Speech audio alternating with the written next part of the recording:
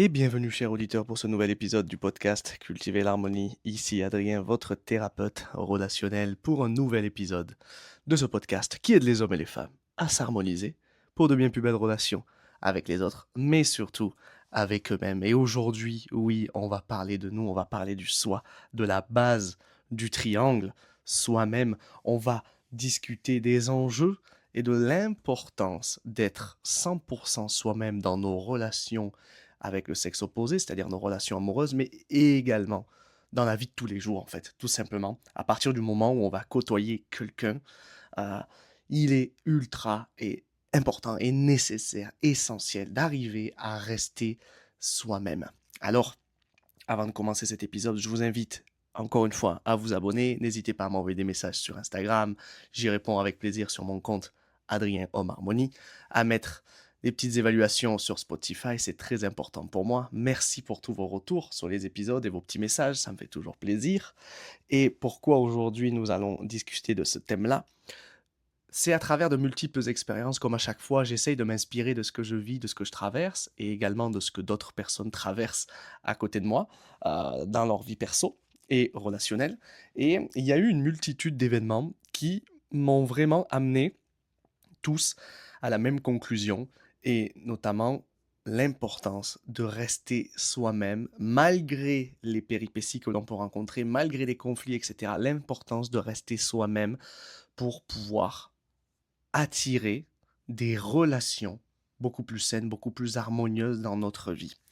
Alors, cette idée de podcast, elle est venue dans un premier temps suite à l'histoire d'une amie qui s'appelle Tamara, une amie hollandaise avec qui je discute souvent en anglais, que j'ai rencontré il y a quelques temps en Thaïlande, etc. On a super bien sympathisé, et puis on partage énormément. Et elle s'est retrouvée dans une situation un peu délicate suite à un date où elle a passé la soirée avec quelqu'un, etc. Ils sont rentrés ensemble. Il n'y a pas eu plus, mais voilà, ils ont passé la nuit ensemble, mais ils ont pas eu de relation ni quoi que ce soit. Et le gars avait tendance à lui vendre un peu du rêve au final. Et à la fin de le lendemain, quand ils sont partis, elle lui a envoyé un message. Elle a dit, écoute, on s'est vu sur la soirée et tout. Est-ce que ça te dirait qu'on se revoie et tout? Et là, pas de réponse. Pas de réponse pendant quelques jours. Et elle m'appelle, on en discute. Et je lui dis, en fait, je dis, ce qui est important là, c'est pas ce que lui il va faire, les circonstances de ce qu'il est en train de mettre, de ce qu'il a, pardon, de ce qu'il est en train de faire, de ce qu'il va faire ou pas. Tout ça, c'est des circonstances qu'on ne peut pas contrôler. Par contre, je dis, ce qui est important pour toi, c'est de comprendre la situation et surtout d'être conscient de ce qui se vit en toi là actuellement au niveau émotionnel, au niveau psychologique, des histoires que tu es en train de te raconter parce que elle, le premier réflexe qu'elle avait, ben, son ego, il lui disait: «Ah mais s'il t'a pas répondu, c'est qu'en fait t'es peut-être pas assez, tu l'as pas intéressé, il t'a ghosté, t'es pas assez belle, t'es pas assez ci, t'es pas» tout ça, c'est une pièce de théâtre que notre mental nous raconte, en fait, que notre ego nous raconte parce qu'il a peur. Il a besoin d'être rassuré parce qu'il se dit: «Si cette personne-là avec qui j'ai eu un bon feeling ne me répond pas, me ghost, me zappe, ça veut dire que c'est moi le problème et je ne vais pas être aimable, je ne vais pas réussir à trouver quelqu'un» et cetera. Rajouter à ça le fait qu'elle a eu une séparation d'une longue relation récemment et qu'elle a une peur bleue de se retrouver toute seule, de ne pas arriver à avoir d'enfants avec quelqu'un à 30 ans, etc. Bon, bref, bah, tout ça fait qu'elle a vécu beaucoup d'émotions. Et en fait, je lui ai dit, mais toi, là, ce que tu devrais faire, envoie-lui un message, demande-lui exactement qu'est-ce qui s'est passé, est-ce qu'il y a quelque chose qui l'a bloqué, sois curieuse là-dessus, joue le jeu, demande-lui et puis tu verras bien. Et en fait, le gars lui a répondu 2 3 jours après à ce nouveau message en lui disant: «Bah, désolé, j'étais occupé, mais j'ai passé un très bon moment». Bon, OK. Je lui ai dit: «Je pense que là, il joue un peu à donner des miettes un peu pour garder un peu, la personne sous le coude émotionnellement là, d'avoir un peu d'attention». J'ai dit: «Mais là, ça sert à rien, ça va pas aller plus loin». Bon bref. Mais ce qui a été intéressant et je lui ai dit, c'est que toi là, tu as été droit dans tes bottes, tu as joué le jeu, tu as joué ta partie là, tu as fait ce que tu avais à faire en fait. Tu as apporté ta pierre à l'édifice. Maintenant, bah, c'est à l'autre de jouer le jeu ou pas. S'il joue le jeu, tant mieux. S'il joue pas le jeu, comme c'est le cas ici, dans sa situation, bah, c'est pas grave, tu passes à autre chose. Je dis, mais le plus important, c'est que toi, tu te brides pas, parce qu'elle avait tendance à se reprocher, en fait, d'être trop directe ou bah, d'être assez claire dans sa communication. En mode, bah écoute, tu me plais, vas-y, viens, on se voit. Et elle s'accusait un peu par rapport à ça, et je lui ai dit, mais en fait, ne change pas qui tu es, reste complètement toi-même là-dessus. Parce que ta communication est saine. Au moins, elle est claire, elle est saine. Elle est beaucoup plus saine que sa communication à lui, où il a tourné autour du pot, il a préféré esquiver, etc. Et ça a causé beaucoup de tort au final dans la relation, le début, micro-début de relation que vous avez eu. J'ai dit donc à un moment donné, c'est important pour toi que tu penses à ça et que tu te rappelles que tu dois rester 100% toi-même.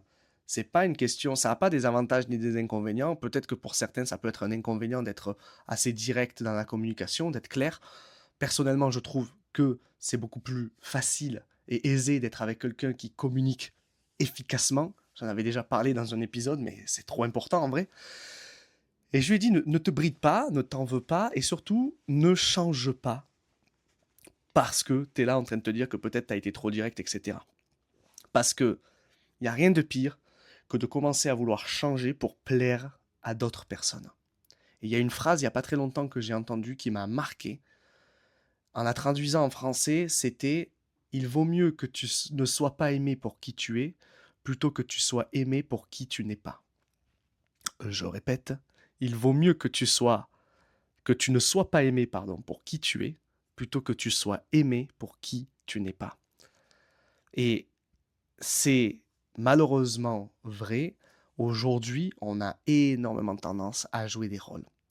On a tendance à tout le temps porter des masques, à tout le temps essayer de plaire à l'un ou à l'autre, à s'adapter, à faire des pieds et des mains, à essayer d'être parfait pour être aimé d'une quelconque manière ou pour avoir de l'attention de telle ou telle personne, etc. Et le problème de tout ça, c'est qu'on se rend compte qu'on crée de fausses relations. J'ai le cas d'une autre amie également qui s'est mis en couple avec un gars pendant X temps et qui a découvert au bout de je ne sais combien de temps qu'en fait le gars avait une double vie, qui se branchait des nanas tout le temps à droite à gauche, etc. Et en fait, tout ça ne serait pas arrivé si dès le départ, l'un des deux aurait été 100% lui-même. Sauf que dès qu'il y a l'enjeu et qu'il y a quelqu'un qui a tendance à nous plaire, etc., là, on commence déjà à rentrer dans un jeu où on a envie de plaire, etc. Des fois, c'est des dates qui se transforment limite en entretien, en fait. C'est des entretiens d'embauche relationnelle. C'est terrible. Où on est là, on pose des questions, on essaye de savoir. Et toi, tu t'entends bien avec tes ex? Ah ouais, et avec ta mère, tu t'entends bien ici? Et machin. Et tu dirais que tes ex, elles sont toxiques ou pas? Tu sais, il y a plein de questions comme ça, là. Et c'est... Waouh, c'est quoi? C'est vraiment, ça c'est un entretien. On est en train de passer un entretien comme si on devait être validé par l'autre en face. Mais qu'est-ce que c'est nocif ça? Mais on tombe tous dans le panneau. On tombe tous dans le panneau. Et c'est pour ça qu'il est important d'arriver à se détacher de ça. Et le meilleur moyen d'y arriver, c'est en restant soi-même. Et avant de continuer sur ce thème-là, parce qu'on va aller voir un peu les enjeux derrière, qu'est-ce qui nous en empêche évidemment, je vais vous partager aussi une petite péripétie qui m'est arrivée hier soir justement récemment. Et comme quoi c'est ça vaut également pour les relations même du même sexe, c'est-à-dire que là on parle évidemment des relations de couple, mais ça vaut également pour n'importe quelle relation, un homme avec un homme, une femme avec une femme, etc., relation amicale, professionnelle, etc. Lors d'une soirée, j'ai eu un conflit avec quelqu'un pendant une soirée, il n'y a pas très longtemps, quelqu'un que je ne connaissais pas, et je me suis surpris à m'en vouloir, à culpabiliser par rapport au fait que le mec s'est énervé contre moi. Moi, j'ai répliqué, je me suis énervé contre lui, on a commencé à se chauffer, après ça s'est arrêté, basta. Et j'ai vu qu'après il se plaignait et en fait j'ai eu un truc de culpabilité en mode: «Mais oh là là Adrien, tu t'es énervé, c'est pas bon, c'est ci, c'est ça, en plus avec tout ce que tu fais en tant que coach, que thérapeute, machin». Il y avait toute une accusation derrière tout ça et dans ma tête, je me suis dit: «Waouh, mais qu'est-ce que je suis en train de faire des pieds et des mains pour "plaire" entre guillemets, rentrer dans les clous de quelqu'un que je ne connais même pas et que je ne vais peut-être même pas revoir de toute ma vie».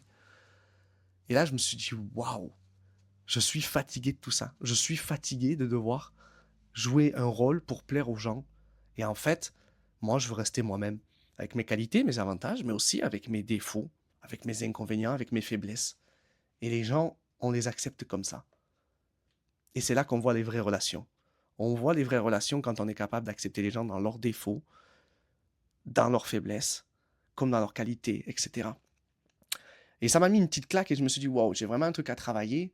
Et pourquoi, en fait, en me posant, j'ai réfléchi, je me suis dit, mais qu'est-ce qui a fait que je m'en suis voulu? J'aurais très bien pu rétorquer, répliquer et dire, allez, c'est bon, basta, et je passe à autre chose. Mais j'avais vraiment une partie de moi qui culpabilisait.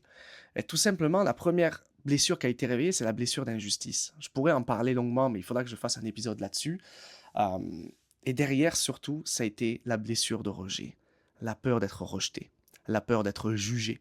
d'être méprisé, d'être écarté, de ne pas être aimé par quelqu'un d'autre, etc. Alors que la personne, je la connais absolument pas.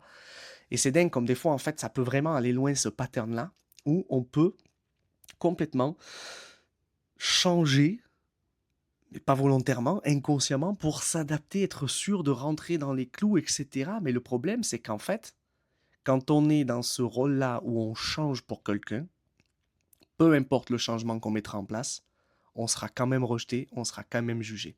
Parce que ça ne sera jamais assez.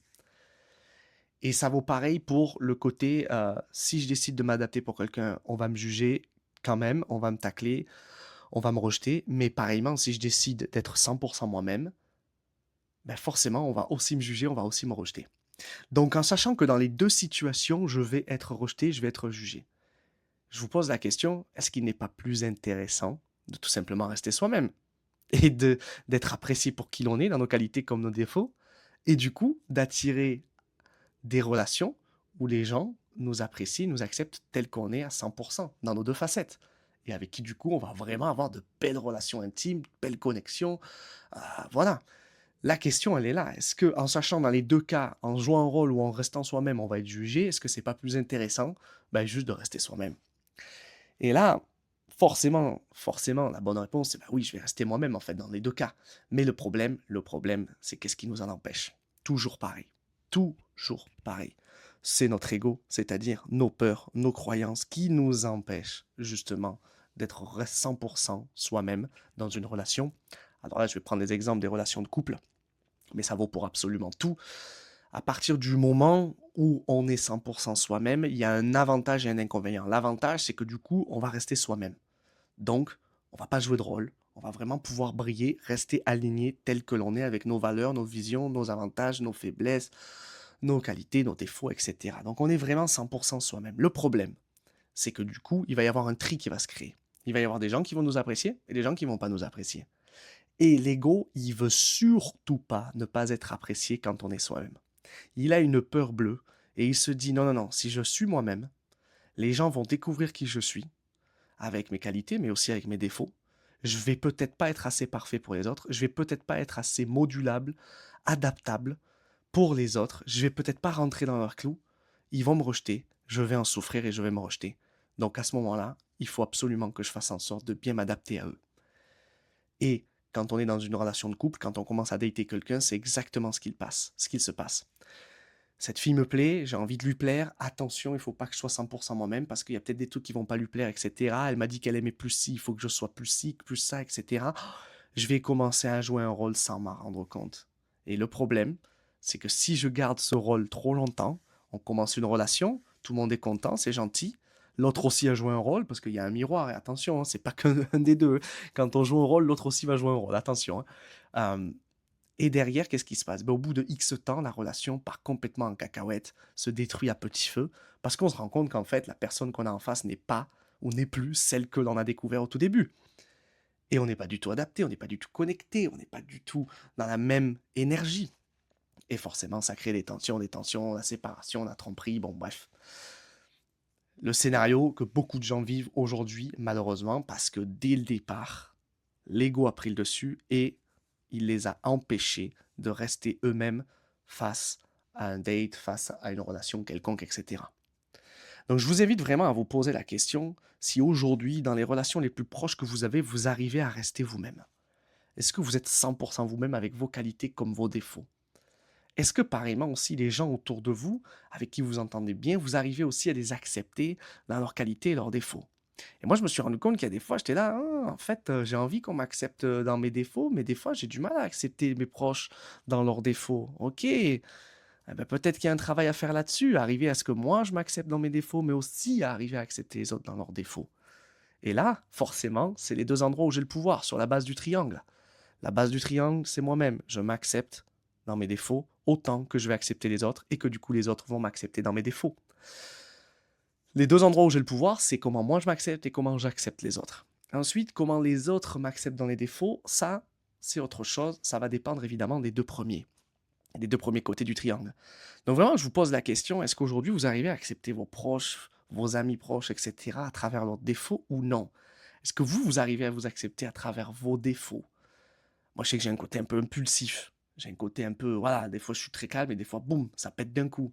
Ok, ouf, allez, des fois ça fait rêver des émotions chez les autres, mais chez moi aussi, parce qu'après je culpabilise, etc.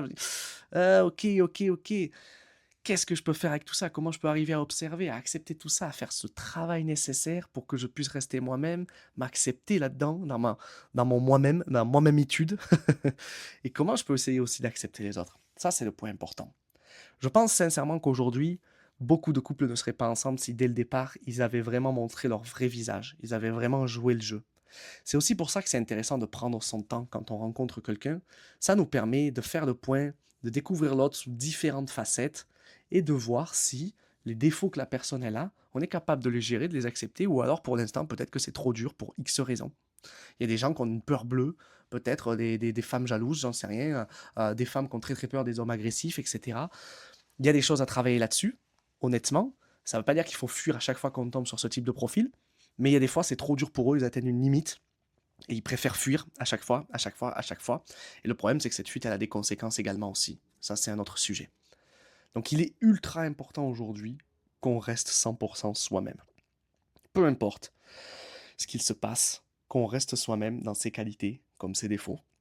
Et je peux vous assurer qu'au début, ça peut être un peu perturbant. C'est assez déroutant parce que peut-être que ça va faire un certain tri dans nos relations qui peut faire peur parce qu'on se dit, oh là là, mais en fait, je suis moi-même. Et tu vois, au final, il y a des distances qui se créent, il y a de la tension qui se crée, ça veut dire que c'est moi le problème. Oui et non. La réalité, c'est qu'il y a un tri qui se crée. Et ce tri-là, il est nécessaire parce que plaire à tout le monde, c'est plaire à n'importe qui. Donc il vaut mieux plaire à 10 personnes avec qui on est vraiment connecté plutôt que 100 où on a la sensation d'être connecté et en fait pas du tout. Et ces 100 personnes-là, au final, peu importe ce qui va se passer, vont nous juger, vont nous rejeter. Et on va se sentir jugé et rejeté également par ces personnes-là. Donc posez-vous bien la question aujourd'hui, si vous êtes dans une relation, est-ce que vous arrivez à être 100% vous-même dans cette relation? Et si ce n'est pas le cas, qu'est-ce qui vous en empêche? Mais surtout, qu'est-ce que vous feriez de différent si vous étiez 100% vous-même? Je sais que pour ma part, il y a un jour où j'ai été dans une relation pendant 1 an et demi, où moi je suis quelqu'un qui rigole tout le temps, qui fait le con, qui fait des blagounettes, je suis un gamin, quoi, voilà, j'adore ça. Et en fait, je m'étais vachement bridé avec cette personne-là. Parce que dès que je faisais une blagounette ou machin, elle me jugeait, elle me disait que j'étais un gamin, etc., etc. Avec le recul, si j'avais l'expérience d'aujourd'hui, je me dirais, mais en fait, au bout de 2 jours, vas-y, tu sais quoi, fais ta life, je fais ma life, on n'est pas fait pour être ensemble, tu veux pas rigoler, tu veux une vie sérieuse, ben garde là ta vie sérieuse, moi je vais faire ma life, je rencontrerai quelqu'un avec qui je peux rigoler, quoi. Basta. Mais sur le moment, ben, je l'ai pas fait parce que je voulais absolument plaire à cette personne, il y avait un enjeu. Et si je lui plaisais pas, oh là là, Adrien, t'es pas assez pour cette personne, etc. Putain, tu vas jamais arriver à trouver quelqu'un, peut-être. Oh, aïe, aïe, aïe, aïe, aïe, aïe. Faut que tu plaises. Joue un rôle là, joue un rôle. Sois vraiment comme elle veut, comme ça, t'es sûr que tu vas lui plaire et tu vas être avec elle. Et tu vas être aimé, tu vas pas être abandonné, etc. C'est ça, en fait, la pièce de théâtre que notre ego, il nous raconte. Mais tout ça, c'est qu'une pièce de théâtre. C'est-à-dire qu'une fois que les rideaux sont fermés, boum, c'est terminé. Et les rideaux, c'est nous qui choisissons quand on veut les fermer. Donc, il y a un moment donné, il faut arriver à observer ce qui se passe là. Waouh, ok, mon ego, là, il me raconte des trucs de fou. Et moi, vers quoi je veux aller exactement? Ben, moi, je veux créer des relations saines. Et pour ça, la base, c'est que j'arrive à être moi-même. Ok, ben, je veux rester moi-même. Et si ça ne plaît pas à certaines personnes, eh ben, ça ne leur plaît pas, c'est pas grave, ça fera le tri, il y aura d'autres personnes sur Terre. On est 8 milliards. Donc, on est quand même assez nombreux. Normalement, on devrait arriver à trouver 2, 3 personnes avec qui ça match. Normalement, je dis bien normalement. Je vous invite à vous poser toutes ces questions-là et je vous dis évidemment à la semaine prochaine pour un nouvel épisode du podcast Cultiver l'harmonie. À très vite.